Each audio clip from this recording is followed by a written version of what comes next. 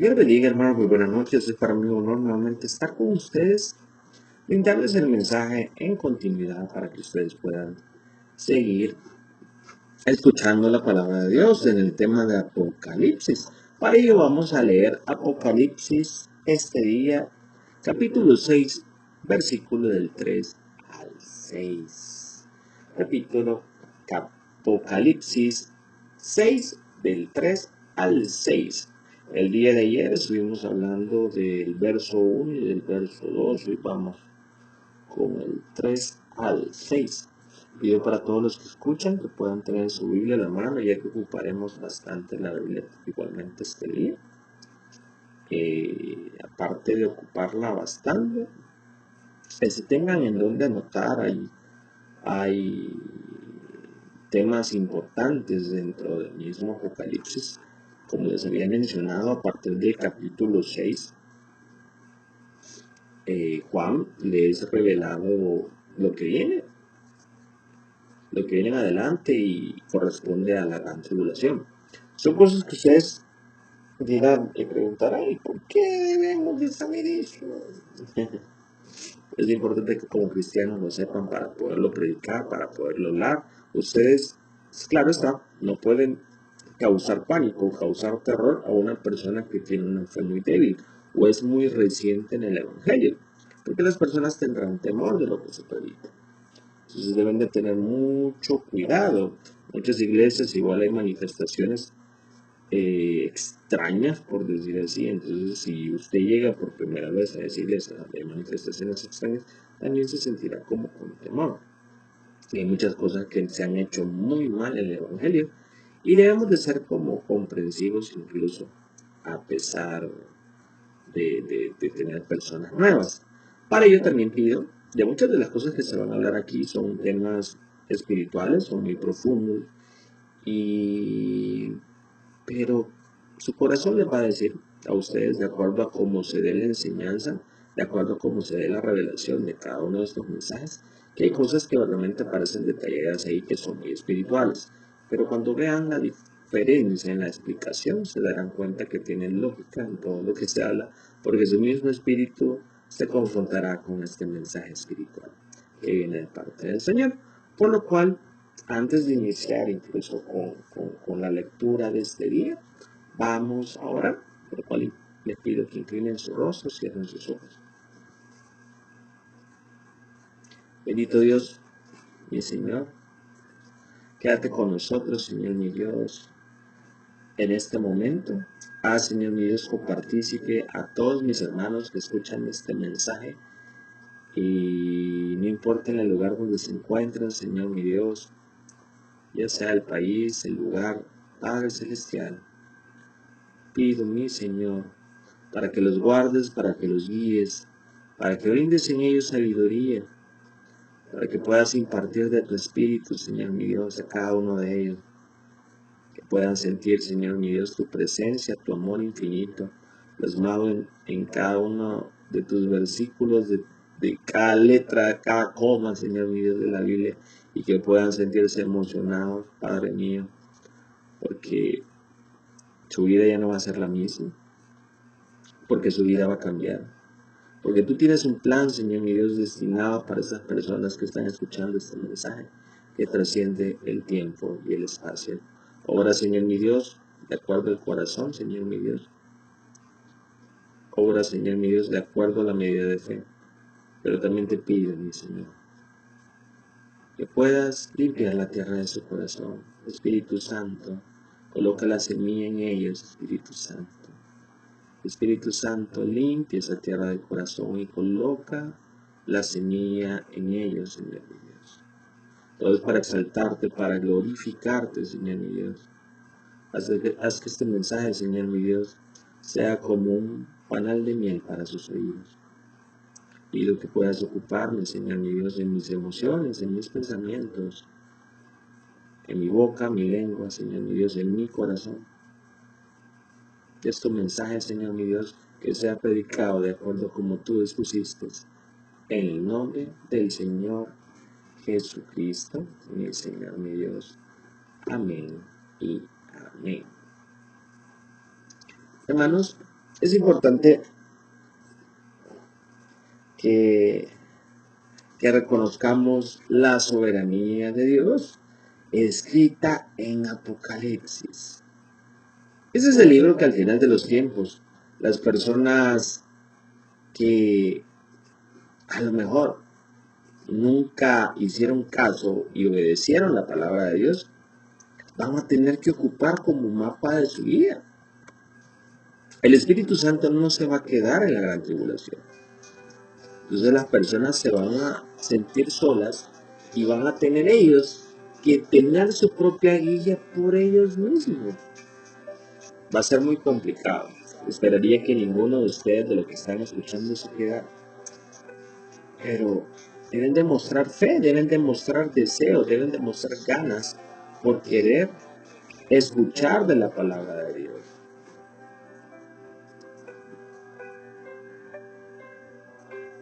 Queridos hermanos y hermanas en Cristo, como dije en el último mensaje, el caballo blanco se refiere al pueblo de Israel. Perdón, aquí he cometido un error, disculpen. Apocalipsis 6 del 3 al 6, no lo hemos leído. Apocalipsis 6 del 3 al 6. Y dice de la siguiente manera. Cuando abrió el segundo sello, oí al segundo ser viviente que decía, ven. Salió otro caballo de color rojizo, al que lo montaba le fue dado poder para quitar la paz de la tierra, y hacer que se mataran unos a otros, y se le dio una espada muy grande. Cuando abrió el tercer sello, oí al tercer ser viviente que decía, ven. Miré y vi un caballo negro. El que lo montaba tenía una balanza en la mano. Y oí una voz de en medio de los cuatro seres vivientes que decía,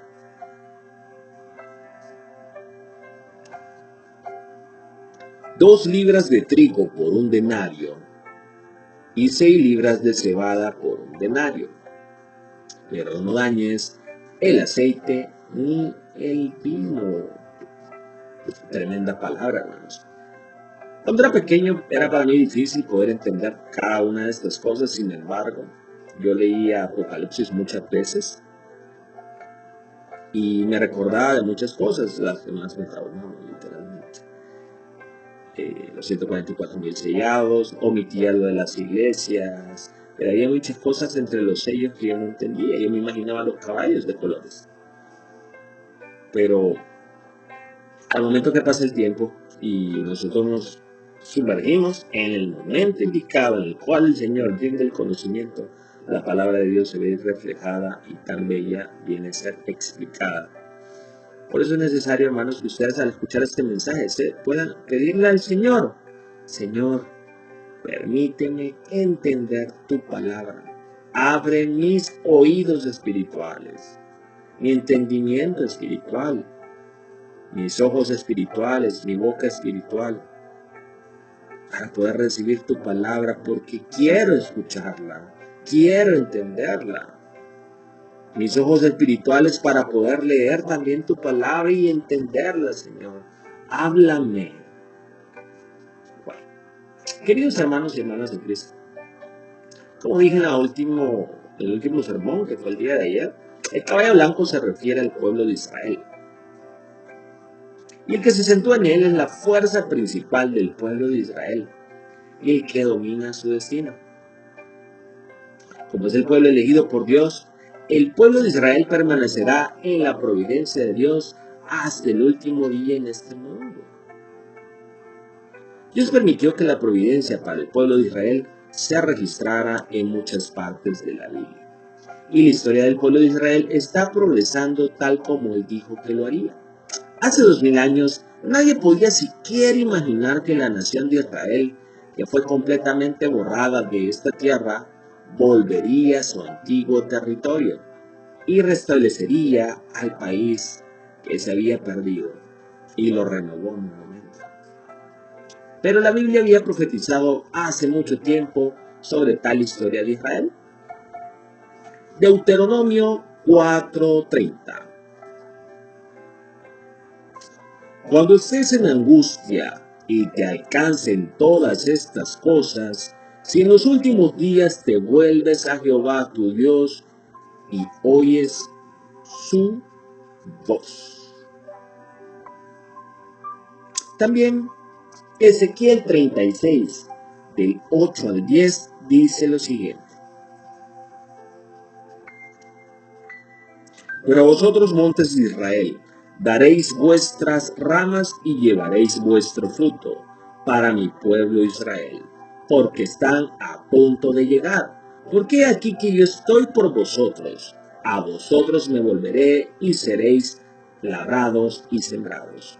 Yo haré que se multipliquen los hombres sobre vosotros, a toda la casa de Israel, a toda ella. Las ciudades serán habitadas y edificadas las ruinas. Está diciendo que el pueblo de Israel volverá a la tierra devastada de Israel y volverá a vivir en ella. Además, Ezequiel 36, del 19 al 20, dice lo siguiente. Los esparcí por las naciones y fueron dispersados por los países conforme a su conducta y conforme a sus obras. Los juzgué. Y cuando llegaron a las naciones a donde fueron, profanaron mi santo nombre, diciéndose de ellos, estos son pueblo de Jehová y de la tierra de él han salido. Pero he sentido dolor al ver mi santo nombre profanado por la casa de Israel, entre las naciones a donde fueron. Dice que el pueblo de Israel se dispersará entre las naciones y se dispersará por toda la tierra. El versículo 24 del mismo capítulo dice,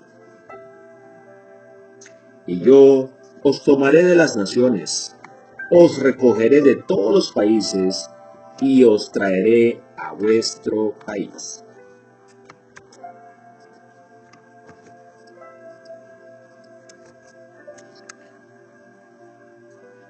Y dice en el versículo 28 lo siguiente.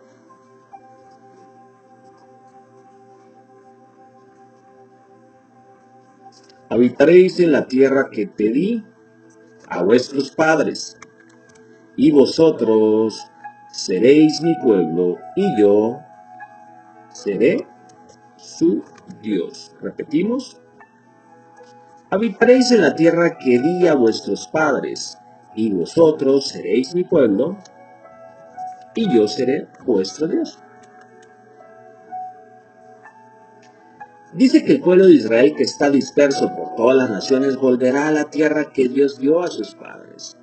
Además, Ezequiel 36 del 34 al 36 dice,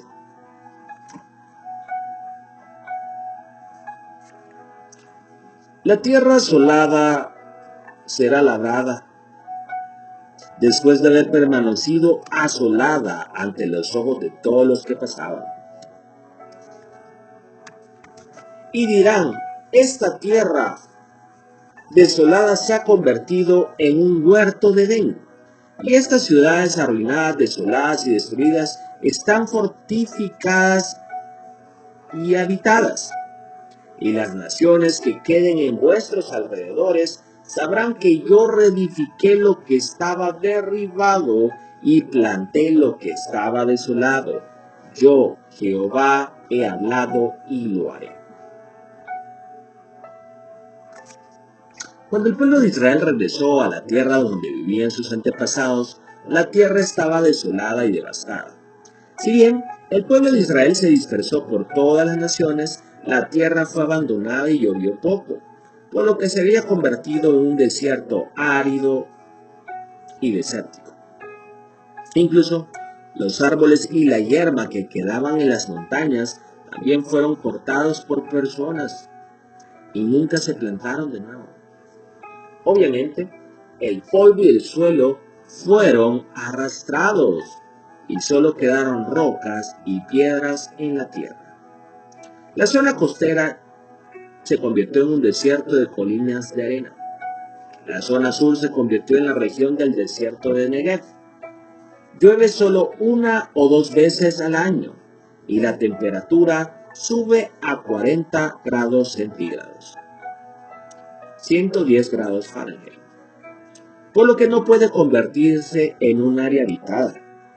No importa cuán profundo se haya cavado un pozo, ni siquiera brotará una gota de agua. Pero hermanos, esos lugares fueron cambiados por el pueblo de Israel ahora. Hay árboles verdes y hierba, y la tierra produce varios frutos. El agua que se bombea desde el mar de Galilea se envía a los rincones más lejanos de Israel a través de tuberías de agua y se utiliza para el riego. De esta manera, la tierra desolada se convirtió en campos para el cultivo de naranjas, se volvió fértil y fructífero. Ahora se convirtió en una tierra que cultiva hermosos árboles. Así como Dios dice, yo, el Señor, he hablado y lo haré. Todo lo que Dios ha dicho se cumple sin falta, hermanos. Pero eso no significa que todo se logra mientras la gente sigue sin hacer nada solo porque Dios ha hablado. Deben recordar que Ezequiel 36:37 dice: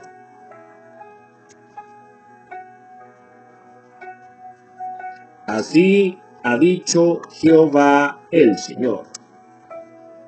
Aún me suplicará la casa de Israel para que les haga esto.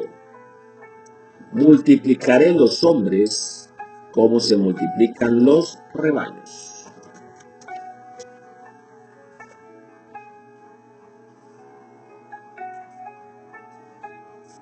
A pesar de que el pueblo de Israel se había dispersado por todo el mundo durante 2000 años, sin importar dónde se encontrarán, creerán que volverán a su tierra original cuando llegara el momento. Ellos oraron e hicieron esfuerzos. Por supuesto, no era algo que se podía lograr solo cuando las personas se esforzaban. Sin embargo, dado que creían y oraban e hicieron muchos esfuerzos, como ese, cuando llegó el momento, Dios permitió que se cumpliera su palabra escrita en la Biblia. Y dado que Israel está en la providencia de Dios, a pesar de que las naciones árabes vecinas hicieron la guerra varias veces contra el recién establecido Israel, Israel ganó las guerras cada vez. Todavía hay conflictos grandes y pequeños, pero Israel mantiene una posición dominante sobre los demás. Cuando llegue la gran tribulación de 7 años, habrá otra guerra entre las naciones árabes e Israel, que detonará una nueva guerra mundial. En los días de la gran tribulación de 7 años, aparte de esta guerra árabe-israelí, estallarán guerras en muchas partes del mundo. Y todas estas guerras interactuarán entre sí, y habrá la tercera guerra mundial. A través de la escritura de esta noche, continuaremos investigando esta situación. Dicen los versículos 3 y 4 de Apocalipsis 6. Cuando abrió el segundo sello, oí al segundo ser viviente que decía: ven. Salió otro caballo de color rojizo. Al que lo montaba le fue dado poder para quitar la paz de la tierra y hacer que se mataran unos a otros. Y se le dio una espada muy grande. Cuando el Señor rompió el segundo sello, sucedió esto. El color rojo significa derramamiento de sangre. Y un caballo rojo salió. Por lo tanto, significa que habrá un gran derramamiento de sangre. Tal como dice, al que se sentó, se le concedió quitar la paz de la tierra y que los hombres se mataran unos a otros. Por el caballo rojo y el que se sentó en él, habrá una guerra de gran derramamiento de sangre. Ahora bien, ¿a qué se refiere específicamente este caballo rojo? El caballo rojo se refiere a Rusia. En 1991, la Unión Soviética, que consistía en 15 repúblicas socialistas, colapsó. Pero entre ellos Rusia todavía tiene un gran poder e influencia. Rusia parecía ir cuesta abajo después de la disolución de la Unión Soviética. Sin embargo, tal como se habla, Rusia está recuperando su poder y está tratando de expandir su poder influyente sobre otros países vecinos. Pero al colapsar la Unión Soviética, que se celebró en el socialismo, las repúblicas que solían ser parte de la Unión Soviética querían ejercer su propia soberanía independiente, basada en sus orígenes y religiones nacionales. Se negaban a ser interferidos por Rusia por más tiempo. De hecho, la Unión Soviética siempre tuvo problemas debido a los conflictos raciales. La Unión Soviética multinacional tuvo que sufrir varios conflictos entre repúblicas que exigieron su propia independencia y autogobierno. También hubo muchos conflictos entre razas y naciones. En un periodo de enero de 1987 hasta mediados de 1988, solo hubo alrededor de 300 conflictos étnicos. En las reuniones a gran escala de varias decenas de miles, hubo disputas sobre el nacionalismo que resultaron en derramamiento de sangre y muchas causas. La guerra de Nagorno-Karabaj, que estalló en 1988, fue un conflicto étnico entre Azerbaiyán y Armenia y fue sofocada por el aporte del ejército regular de la Unión Soviética. Del mismo modo, incluso antes del colapso, los conflictos étnicos no se detuvieron en muchos lugares de la Unión. Ahora, después del colapso de la Unión Soviética, a medida que el poder de Rusia se hace cada vez más grande y mientras practica extender su influencia sobre los países vecinos, también se está convirtiendo en una manzana de la discordia. En la gran tribulación de 7 años, este tipo de discordias se convertirán en guerras entre naciones y estados. Mientras tanto, las personas se matarán entre sí y habrá un gran derramamiento de sangre y se quitará la paz. Además, tal como dice, se le dio una gran espada, esta guerra no se apagará fácilmente. En cambio, la guerra se expandirá en tamaño. Por cierto, todo esto será concedido para que tenga lugar. Significa que debe haber permiso de Dios. Pero no debes malinterpretar que Dios hace estallar una guerra y la gente muere. Hermanos, Dios gobierna toda la historia del mundo, pero aún así, todo tiene lugar de acuerdo con la justicia. Cuando el mal está desenfrenado y cruza la línea, se convierte en una guerra.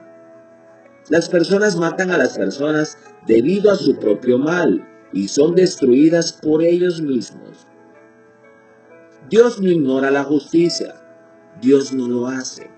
Cuando los israelitas escaparon de Egipto y conquistaron la tierra de Canaán, Dios no le dio la tierra de Canaán a los israelitas incondicionalmente. Dios le dijo a Abraham que sacaría a los israelitas de Egipto, donde se convertirían en esclavos en la tierra prometida. Y él dice en Génesis 15:16.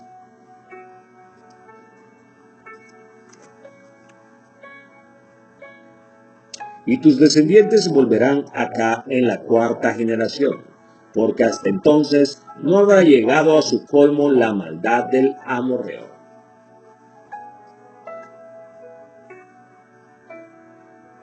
En otras palabras, los descendientes de Abraham tendrían que esperar hasta que la iniquidad de los amorreos, que luego vivían en la tierra de Canaán, se completara.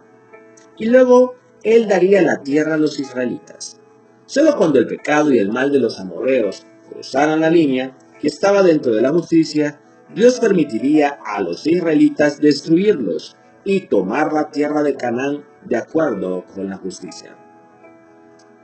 Si Dios ahuyenta a los amorreos y permite que los israelitas tomen la tierra de Canaán, incluso antes de que la iniquidad de los amorreos alcance la medida completa, entonces será contra la ley de la justicia.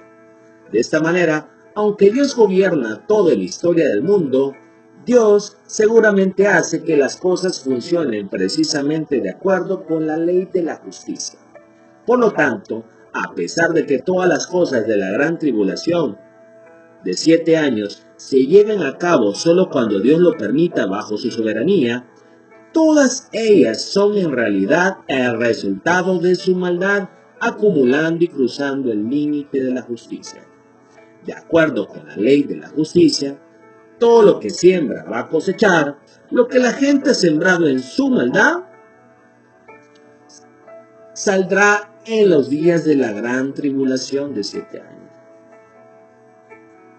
Y el entorno natural de esta tierra también cruzará el límite.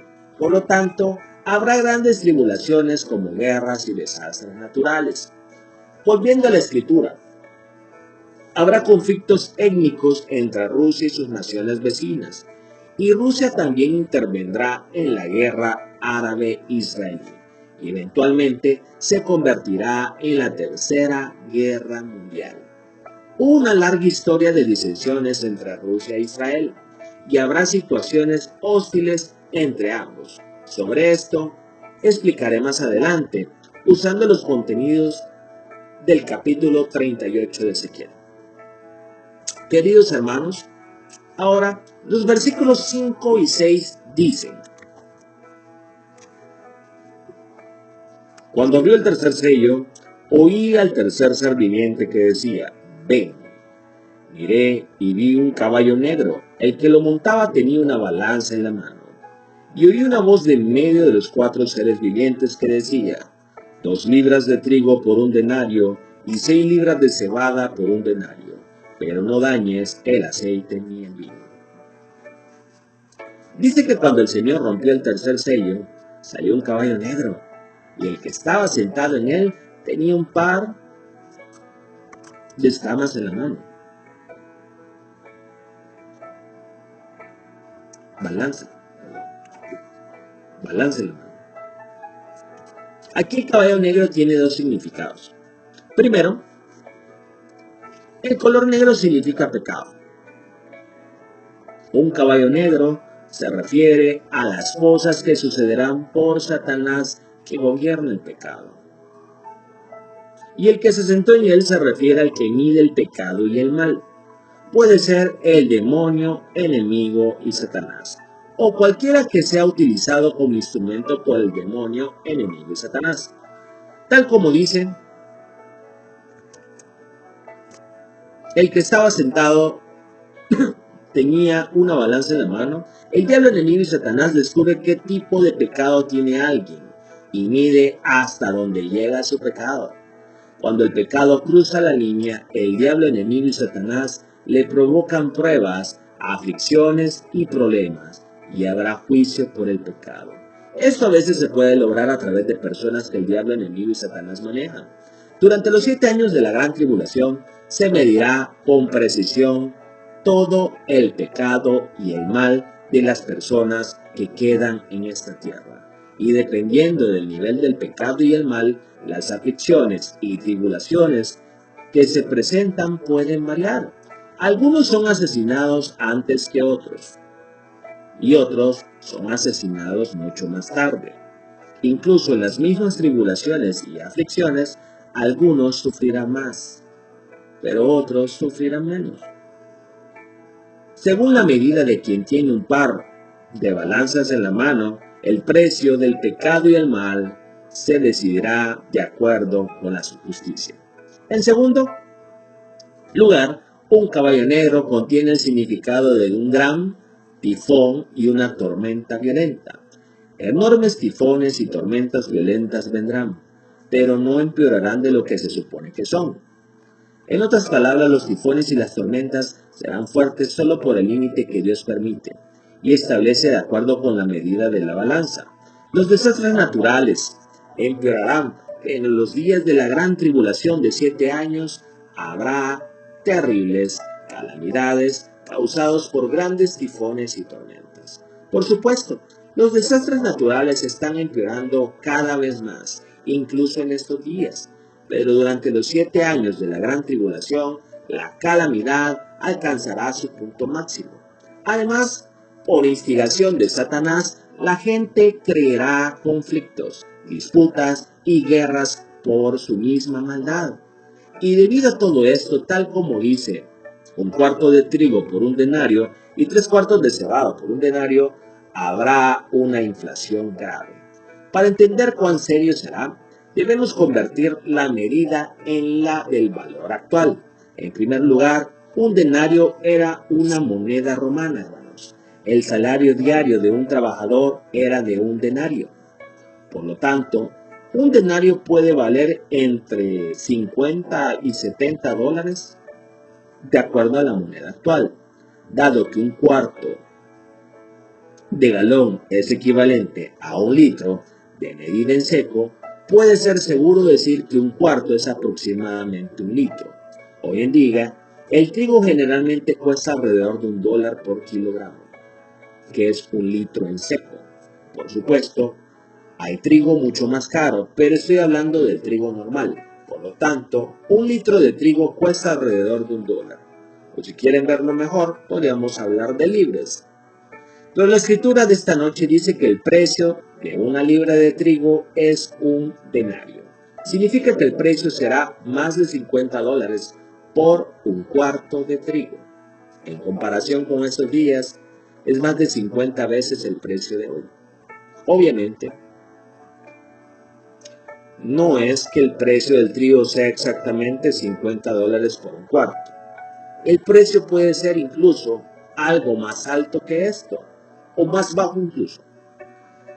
Pero lo que quiero decir es que incluso el precio de la cebada puede ser diferente del de hoy en comparación. Actualmente el precio de la cebada es de 23 dólares por 20 kilogramos y el trigo es de 16 dólares por 20 kilogramos. Por lo tanto, el significado de la escritura es que el precio del grano se disparará durante la gran tribulación de 7 años. El precio del grano será caro y por lo tanto muchas personas morirán de hambre. La situación será tan miserable que incluso si tienen dinero no podrán comprar, hermanos, no podrán comprar ni siquiera los mismos precios de los granos. Ahora dice, no dañen el aceite y el vino. También esto tiene dos significados. Primero, el aceite y el vino se refiere al lugar que produce el aceite y el vino. Incluye Israel y Medio Oriente y partes de Europa. Por lo tanto, no dañar el aceite y el vino significa que dichos lugares estarán protegidos incluso en medio de grandes tifones y tormentas. En segundo lugar, el aceite y el vino se refieren tanto al pueblo de Israel como a los que quedan en la gran tribulación de los 7 años, a pesar de que dijeron que creían en el Señor. Dado que habrá personas que serán salvadas a través de ese mismo refinamiento de salvación, Dios no permite que sean asesinadas, sino que alcancen la salvación a través del martirio cuando llegue el momento. Es por eso que dice, no los dañes. El pueblo de Israel y los que quedan en el mundo, a pesar de que dijeron que creían en el Señor. No significa que todos estén protegidos, hermanos. Como habrá una persecución severa en medio de todo esto, Dios disminuirá toda situación hasta que ocurra el martirio real. Explicaré sobre este aceite y el vino con mayor detalle en el próximo mensaje. Queridos hermanos y hermanas en Cristo, el mundo se ha vuelto tan inseguro y peligroso que no se han dado ni cuenta, hermanos, no tienen ni idea de lo que van a encontrar o dónde y cuándo lo encontrarán, a menos que Dios los proteja. Pero si son hijos de Dios que viven en la palabra de Dios, no habrá necesidad de que ustedes se preocupen. Dios los protegerá, incluso si su espíritu y su alma son llamados por Dios, irán al cielo. Entonces, ¿de qué se preocupan? Pero en la gran tribulación de 7 años, el Espíritu Santo desaparecerá de esta tierra. Él no estará con nosotros. Y aquellos que se queden en la tierra, a pesar de que dijeron que creían en el Señor, vivirán todos los días con horror y con miedo. No solo es el miedo a la muerte, sino también el miedo al infierno, que es la misma muerte eterna. Pero el miedo será grande solo al principio, Con el paso del tiempo, muchos de ellos tendrán el corazón apagado y caerán al mundo como la gente del mundo. Y así en el momento del martirio, solo el número mínimo de los que quedan en este mundo se salvarán a través de ese refinamiento de salvación. Ahora, ¿cuál es la mejor manera para salvarse, hermanos? Así es, debe de ser atrapado en el aire cuando el Señor venga a llevarnos de regreso.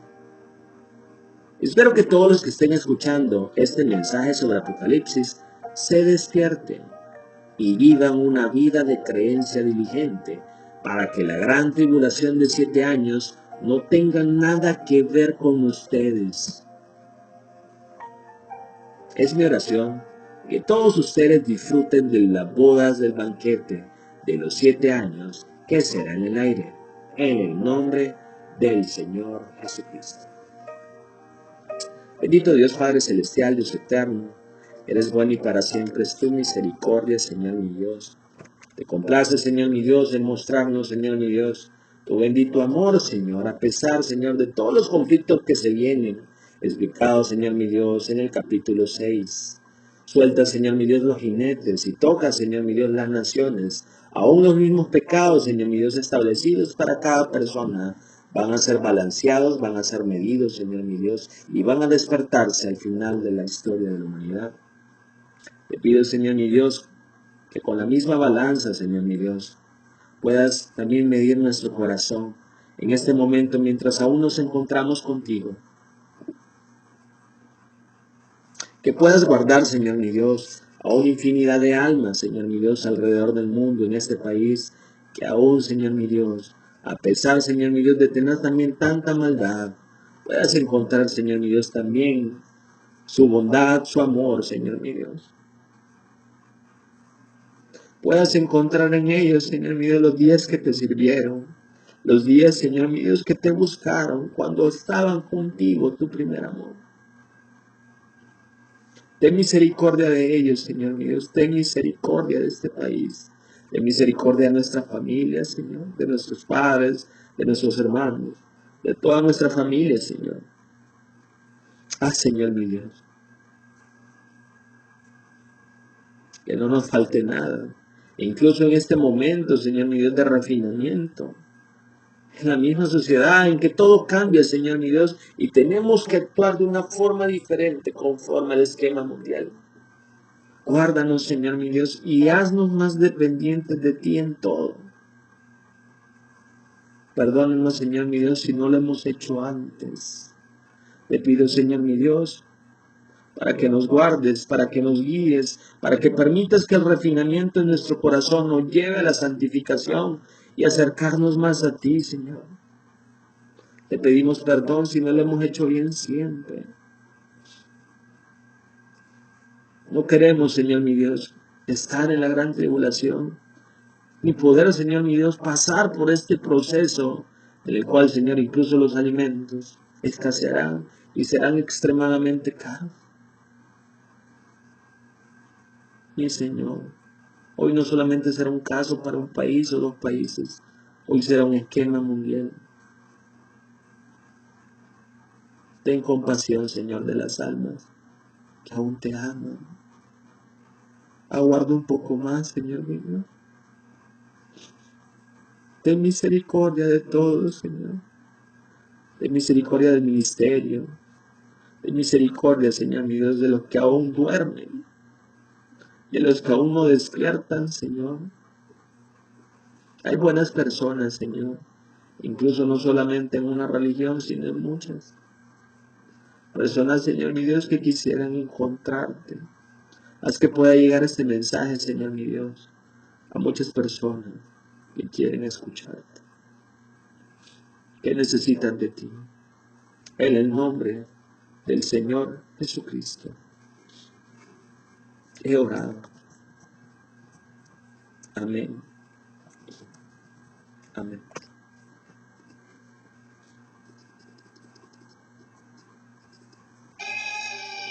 Jesús está vivo y desea entrar en tu vida, perdonar tus pecados y darte el poder para vivir una vida abundante. Escucha sus palabras. Vengan a mí todos ustedes que están cansados de sus trabajos y cargas, y yo los haré descansar. Yo soy el camino, la verdad y la vida. Solamente por mí se puede llegar al Padre. La Biblia dice, porque todos han pecado y están alejados de la gloria de Dios. También dice, porque el precio del pecado es la muerte, el regalo de Dios es la vida eterna a través de nuestro Señor Jesucristo.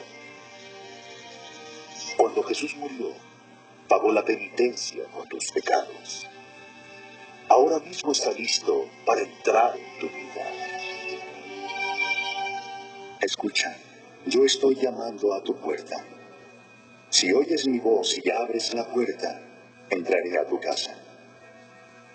Para experimentar su amor y su perdón y recibir la vida eterna, debes recibirlo como el sacrificio de Dios por tus pecados e invitarlo a entrar a tu vida mediante la fe. Si este es el deseo de tu corazón, puedes hacer ahora mismo una oración de fe y Jesucristo entrará en tu vida. Esta es la oración que sugerimos. Yo la diré primero. Señor Jesucristo, te necesito. Gracias por morir en la cruz por mis pecados. Te abro la puerta de mi vida y te recibo como mi Salvador y mi Señor. Toma el control de mi vida. Hazme la persona que quieres que sea. Amén. Si esta oración expresa el deseo de tu corazón, hazla ahora mismo. Mientras yo la repito, frase por frase. Señor Jesucristo, te necesito. Gracias por morir en la cruz por mis pecados. Te abro la puerta de mi vida y te recibo como mi Salvador y mi Señor. Toma el control de mi vida. Hazme la persona que tú quieres que sea. Amén. Ahora que has hecho esta oración de fe y has invitado a Jesucristo a entrar en tu vida, puedes estar seguro de que Él entró porque prometió que lo haría, si tan solo se lo pedías. También puedes estar seguro que tus pecados han sido perdonados, que eres un hijo de Dios y que tienes vida eterna. Si quieres experimentar la vida plena y abundante que Jesús prometió, habla con Él todos los días en oración. Descubre su maravilloso plan para tu vida, leyendo las Escrituras, y reúnete con otros que lo aman y lo siguen. Finalmente, recuerda siempre sus maravillosas promesas. Nunca te dejaré ni te abandonaré. Estaré contigo todo